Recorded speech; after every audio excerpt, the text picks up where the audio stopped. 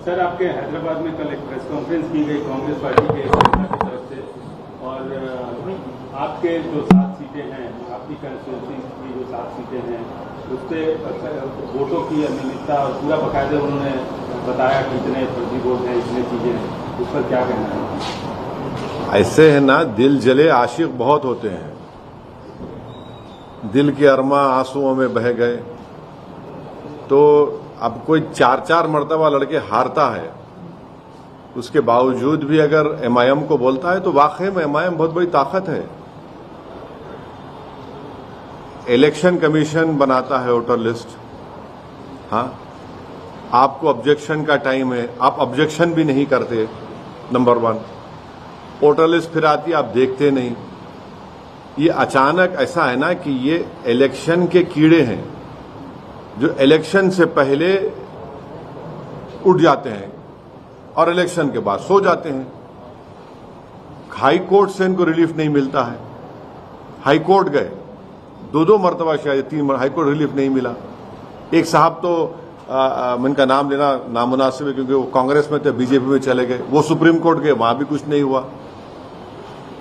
ये क्या मजाक है। बल्कि इन लोगों ने कंप्लेन दी तो हैदराबाद में बाड़े होते। बाड़े मालूम आप लोगों को? बाड़ा मालूम क्या होता है हैदराबाद में? तो मालूम ना बाड़ा क्या होता है? बाड़ा ऐसा होता है कि एक घर होता है, उसमें 4-5 कमरे होते हैं, उसमें लोग रहते हैं, एक फैमिली, 4-4 फैमिली। ये ही हमारे जितने हमारे ये तमाम ये दिल जले मजनू हैं, कंप्लेन दिए। जब इलेक्शन कमीशन की टीम गई, जाकर देखा तो वहां पूरे वोटर थे। ये हर चीज में आप इलेक्शन हार रहे, मैं जिम्मेदार। हाँ, तुम्हारी पार्टी में तुम्हारा कुछ नहीं हो रहा, मैं जिम्मेदार। हाँ, तुम्हारे घर में मुर्गी अंडा नहीं दी, मैं जिम्मेदार। तुम घर में लाके भैंस को रखे, वो दूध नहीं दे रही, मैं जिम्मेदार। तो मैं कहां तक जिम्मेदारी लूंगा? ये इस तरह के वाहियात किस्म की बातें करके आप उन वोटर्स को जो आपको वोट दिए और हमारे खिलाफ दिए, उनकी आप तौहीन कर रहे हैं।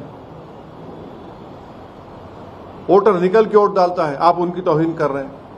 और फिर जब एसआईआर होगा तो तुम क्या करोगे, बोलो? आप देखिए, ये 2 चीजें यहां पर, एक नंबर 1 एक एसआईआर और एक वोटर लिस्ट। मेरे को सबसे बड़ी फिक्र एसआईआर की हो रही है। अब एसआईआर जब होगा, तेलंगाना में होगा, अगर किसी का नाम नहीं आएगा तो ये लोग क्या करेंगे?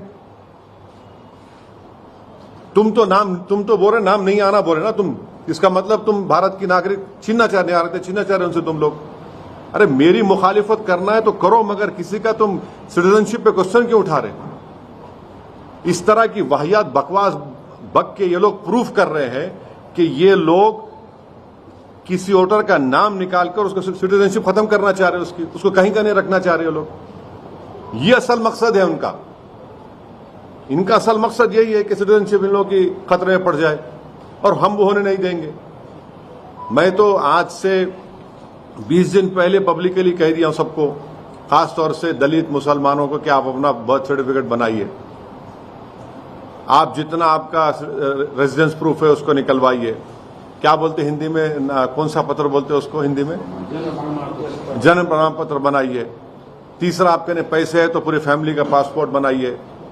और जो कोई भी वोटर लिस्ट की डेट तेलंगाना में इलेक्शन कमीशन देगा, जैसा बिहार में दिया 2002 की, जो भी देगा, हम इस ऑफिस से उसको वोटर लिस्ट को लेंगे, घर घर हम जाएंगे और किसी का भी नाम कटने नहीं देंगे इंशाअल्लाह, जो जेन्युइन वोटर है, जो भारत का नागरिक है। ये लोग तो इनको फिक्र ही नहीं है ना।